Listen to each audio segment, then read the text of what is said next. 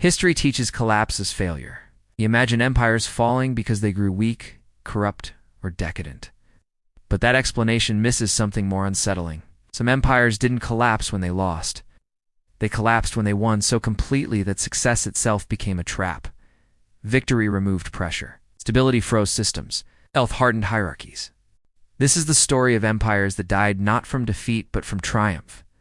Failure creates alarms. Decline forces reform.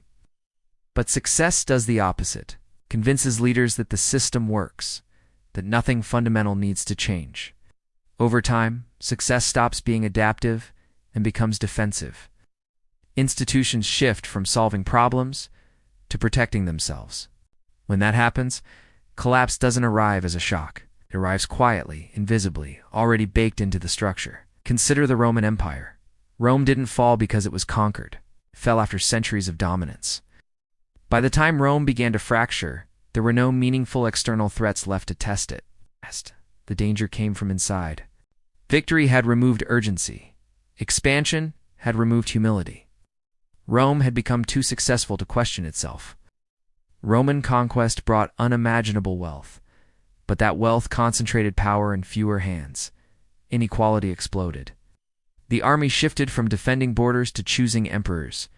Bureaucracy ballooned to manage the empire's size, then strangled its flexibility. Rome didn't collapse in a single moment. It hardened, cracked, and eventually could no longer bend when pressure returned.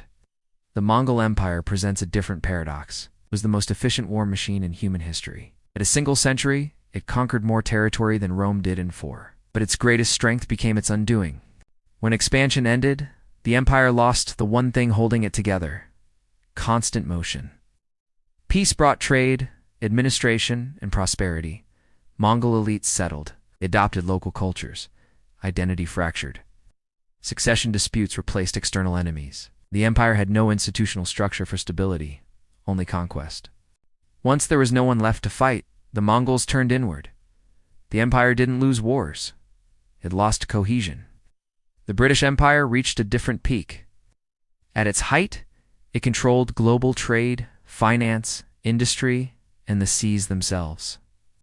Its success wasn't military alone, but ideological. Britain exported law, governance, and political philosophy. And that was the problem. Those ideas didn't stay loyal forever. Colonies learned British legal language and used it to demand independence. Success created global obligations that required endless resources to maintain. 2 world wars didn't destroy Britain outright. They exposed the cost of remaining dominant. The empire collapsed, not because it failed, but because maintaining success became more expensive than letting it go. The Ottoman Empire collapsed slowly, almost politely. For centuries, it was stable, powerful, and administratively competent. That stability bred confidence. Confidence bred resistance to reform.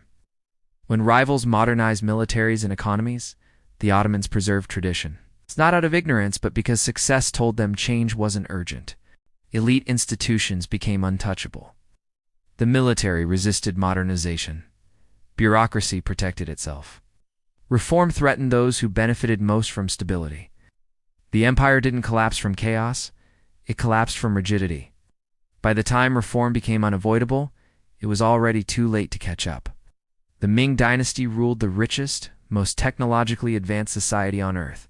Its ships reached Africa before Europe crossed the Atlantic. Its manufacturing dominated global trade, and then it stopped. Not because it couldn't expand, but because it believed it didn't need to.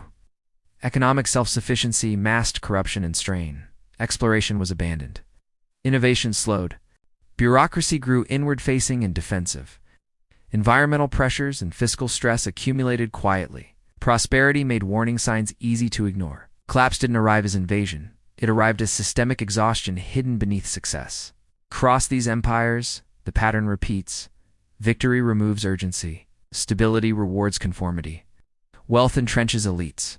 Scale outpaces governance. Reform becomes dangerous because it threatens legitimacy. Systems optimized for winning resist adaptation. And when reality finally shifts, those systems cannot respond fast enough.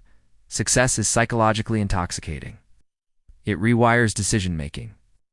Leaders stop asking what could go wrong and start asking how to preserve what exists. Institutions shift from innovation to protection. Dissent feels unnecessary, even dangerous.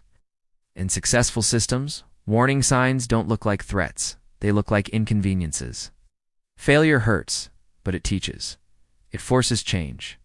Success lies. It tells societies that survival has been earned permanently. But history has no permanent states. Every system exists inside changing conditions.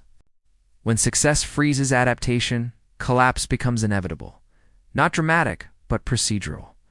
This pattern isn't ancient, isn't historical trivia. It applies anywhere systems grow large, wealthy, and confident.